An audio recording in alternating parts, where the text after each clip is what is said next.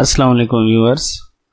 इस वीडियो में हम चैप्टर नंबर 5 का टॉपिक पढ़ेंगे intensity in double slit interference using graphical method. इसको फेजर मेथड भी कहते हैं।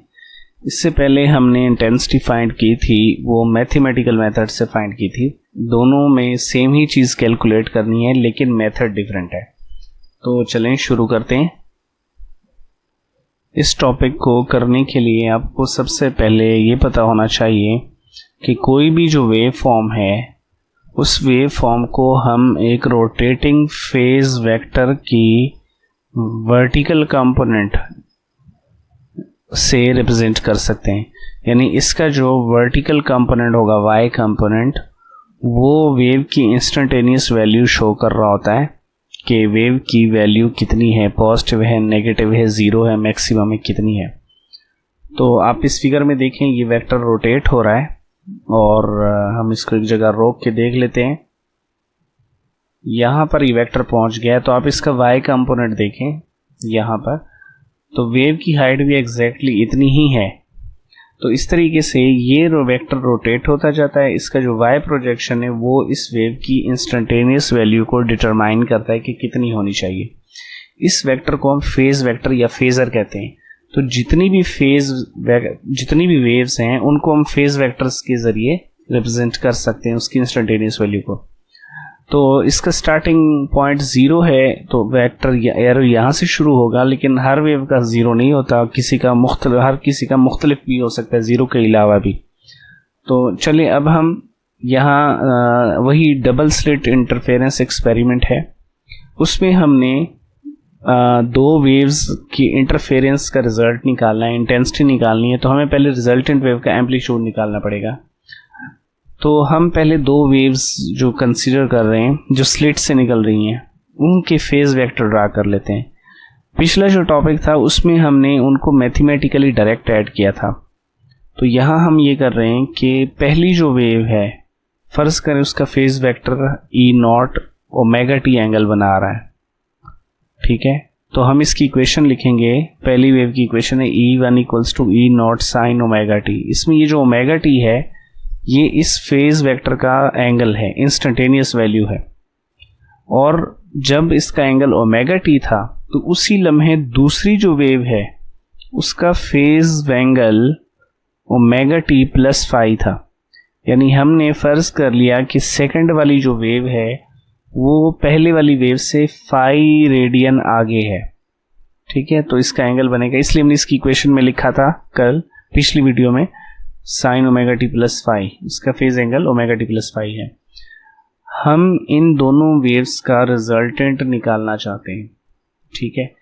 इनकी जो इंस्टेंटेनियस वैल्यू है वो y कंपोनेंट से जाहिर हो रही है। इसकी E1 है और इसकी इंस्टेंटेनियस वैल्यू जो है वो E2 है। इन दोनों की रिजल्टेंट वेव निकालने के लिए हम इन दोनों वेक्टर्स को हेड टू टेल रूल से प्लस करेंगे। तो उससे जो वैल्यू नया वेक्टर आएगा वो रिजल्टेंट वेव का फेज वेक्टर होगा। तो चलिए इनको हेड टू टेल रूल से प्लस करते हैं। इस फिगर में ये जो लाइन है ये फर्स्ट वेव की है और इसका एंगल है यहाँ पर ओमेगा टी, ये एंगल बन रहा है। सेकंड लाइन जो वेक्टर था, सेकंड वाली वेव E2 का फेज वेक्टर, वो उसका एंगल था ओमेगा टी प्लस फाई। तो ये एक्स एक्सिस है, ये एंगल ऑलरेडी ओमेगा टी के बराबर है, जो कि पहली वेव बना रही है। तो हम सेकंड वाली फेजर को इस डायरेक्शन से 5 डिग्री आगे रखेंगे। तो इस तरह उसका टोटल जो एंगल हो जाएगा वो होगा omega t plus phi. Resultant find करने के लिए हम पहले वेक्टर की टेल को सेकंड वेक्टर के हेड से ज्वाइन करेंगे। ये जो लाइन हमारे पास आ गई है येलो ऑरेंज कलर की, ये रिजल्टेंट वेव का फेज वेक्टर है। और जो फेज वेक्टर होता है वो किसी भी वेव के एम्पलीट्यूड के बराबर होता है। तो हमें इंटेंसिटी के लिए यही वेक्टर चाहिए, क्योंकि ये एम्पलीट्यूड के बराबर है, इसकी स्केयर से हमें इंटेंसिटी मिलेगी। तो हम यहाँ इस ट्राइंगल में जो आपको नजर आ रही है, इसमें हमें इसकी वैल्यू भी पता है ई नॉट, इस वेक्टर की ब्लू कलर, और ये भी ई नॉट, ये इंसिडेंट वेव के फेज वेक्टर हैं जिनका एम्पलीट्यूड बराबर है। लेकिन इनकी जो रिजल्टेंट वेक्टर है उसकी वैल्यू हमने फाइंड करनी है मैथमेटिकल स्टेप से। तो पहले स्टेप में हम ये करेंगे कि यहां से परपेंडिकुलर ड्रा करेंगे यहां पर, इससे दो छोटी ट्राइंगल्स बन जाएंगे। तो ये हमने यहां से परपेंडिकुलर ड्रा कर दिया।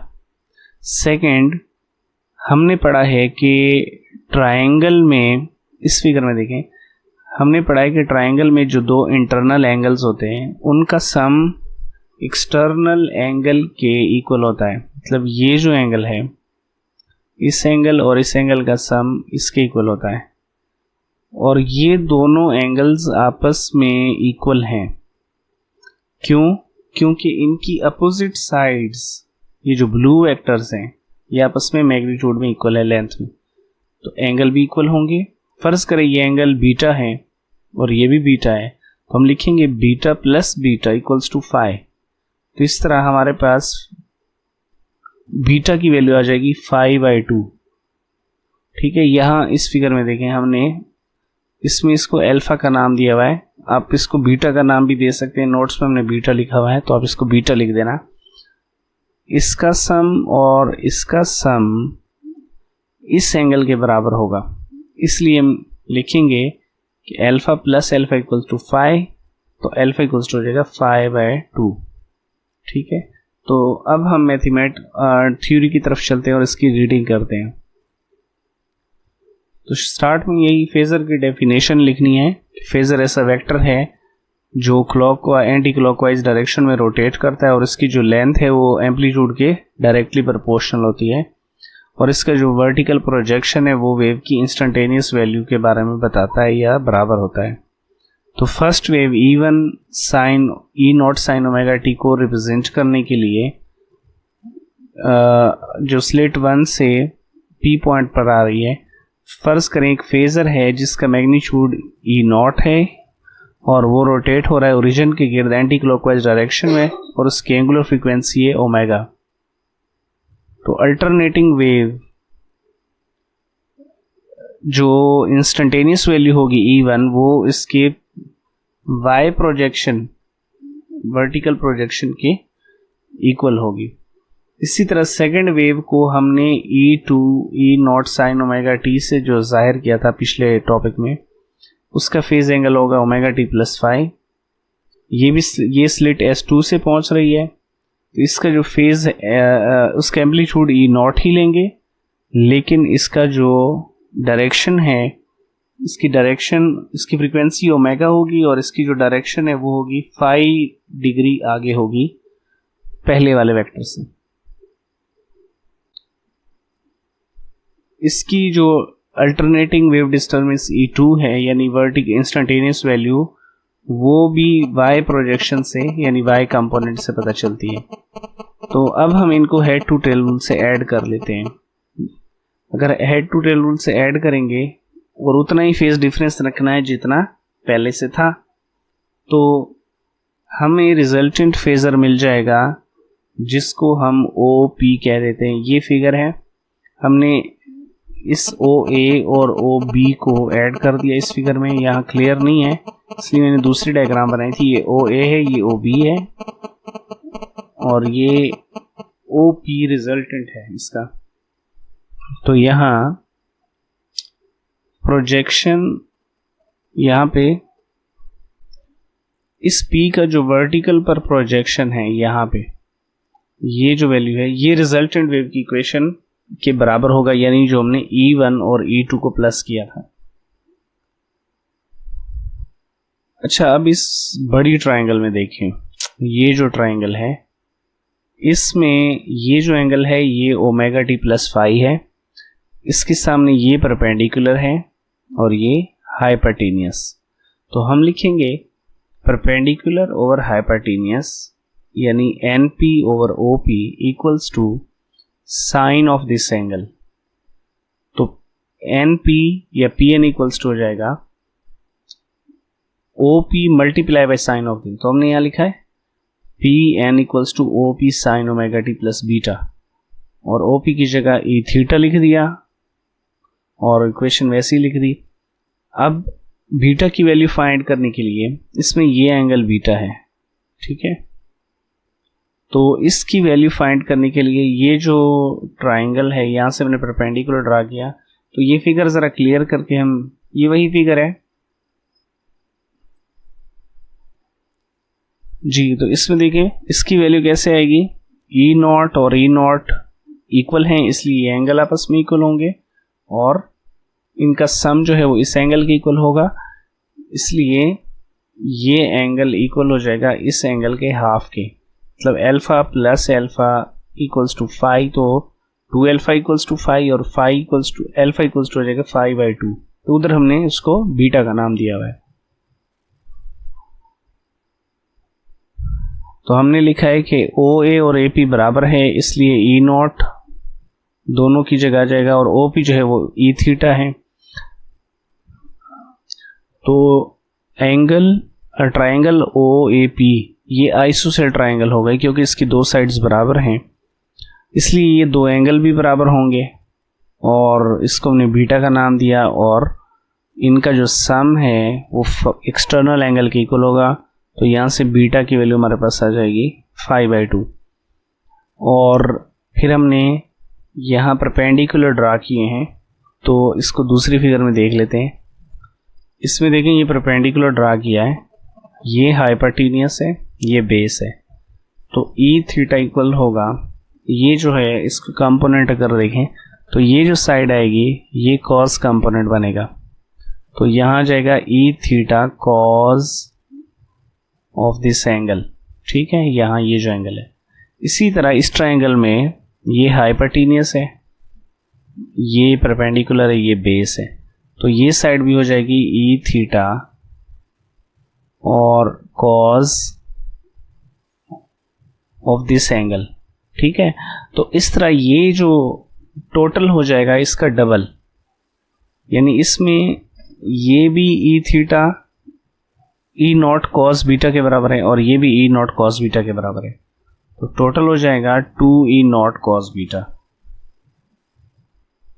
तो ये इस फिगर में भी हमने इसको क्लियर किया, ये ई नॉट कॉस बीटा है, ठीक है, ये ई नॉट कॉस बीटा और ये भी ई नॉट कॉस बीटा, और इसका टोटल हो जाएगा 2 ई नॉट कॉस बीटा। तो हमने यहाँ लिख दिया इसको कि ओ सी जो है ये ई नॉट कॉस बीटा है, पी सी भी ई नॉट कॉस बीटा है, तो टोटल हो जाएगा 2 ई नॉट कॉस बीटा। और यही एम्पलीट्यूड था जो हमने फाइंड करना था। एम्पलीट्यूड आ गया है, इसमें बीटा की वैल्यू पुट करें, ठीक है, इसको हम पहले मेन इक्वेशन में पुट कर देते हैं जो हमने यहाँ इक्वेशन लिखी हुई है। उसके बाद हम इंटेंसिटी फाइंड करने के लिए इसका स्केयर ले लेंगे और इसकी जगह आई लिख देंगे, इसकी जगह आई नॉट लिख देंगे, कॉस स्केयर बीटा की जगह हम लिख देंगे 5/2। अब इसमें वंस अगेन ये जो 5/2 है ये फेज डिफरेंस है, इसकी जगह हम पाथ डिफरेंस लाना चाहते हैं। तो हमने पिछले टॉपिक में भी पढ़ा था कि फेज डिफरेंस को इक्वल होता है 2π/λ इंटू पाथ डिफरेंस। तो इसकी जगह हम पाथ डिफरेंस लिखेंगे कि ये इक्वल होगा, इस इक्वेशन में देखें ऊपर वाले स्टेप छोड़ दें, यहाँ से आप डायरेक्ट लिख सकते हैं फेज डिफरेंस, क्योंकि दो वेव्स का फाई है, पाथ डिफरेंस है d sin थीटा, हम लिखेंगे फेज डिफरेंस इक्वल होगा 2π/λ इंटू पाथ डिफरेंस, और यहाँ से 5/2 की वैल्यू हो जाएगी π/λ। तो हमने यहाँ लिख दिया, यहाँ जो 5/2 था उसकी जगह आ जाएगा π/λ d sin थीटा। अब मैक्सिमा निकालने के लिए इसको हम m पुट करेंगे इस इक्वेशन में। m पुट किया तो इसमें m कैंसिल, इसमें लैम्डा कैंसिल हो जाएगा और ये रह जाएगा cos m पाई, और m पाई की वैल्यू होती है +-1, 0 पाई, 1 पाई, 2 पाई, 3 पाई, और इससे हमारे पास इंटेंसिटी आ जाएगी 4I0। और मिनिमम के लिए हम वही पाथ डिफरेंस पुट करेंगे, odd integral multiple of half wave length, इसको पुट करेंगे तो लैम्डा जो है ये कैंसिल हो जाएगा और एंगल हो जाएगा 2m-1 इंटू π/2 और इसका आंसर 0 रहेगा क्योंकि m की जगह जब हम वैल्यूज पुट करेंगे 0, 1, 2, 3 तो ये टोटल एंगल बनेगा π/2, 3π/2, 5π/2, 7π/2 और इन सब पर cos की वैल्यू 0 होती है। इस तरह इंटेंसिटी आ जाएगी 0। इंटेंसिटी को हमने इस ग्राफ से भी जाहिर करना है, तो ये इंटेंसिटी का ग्राफ है जो कम ज़्यादा हो रही है और इसकी पीक वैल्यू शो कर रही है ब्राइट बैंड की इंटेंसिटी को और जो लोअर वैल्यू है 0 वैल्यू वो डार्क बैंड की इंटेंसिटी को शो कर रही है। तो इस तरह ये इंटेंसिटी मैक्सिमम वैल्यू यानी 4I0 और 0 के दरमियान ऑसिलेट करेगी। तो इसको ऊपर फिगर से भी आप देख सकते हैं। इस फिगर में आप देखें डार्क और ब्राइट बैंड्स बने हुए हैं। ब्राइट बैंड की इंटेंसिटी 4I0 है, I0 इंसिडेंट वेव की फ्रीक्वेंसी है और डार्क बैंड की इंटेंसिटी जो है वो 0 है। तो ये टॉपिक यहाँ कंप्लीट हो जाता है।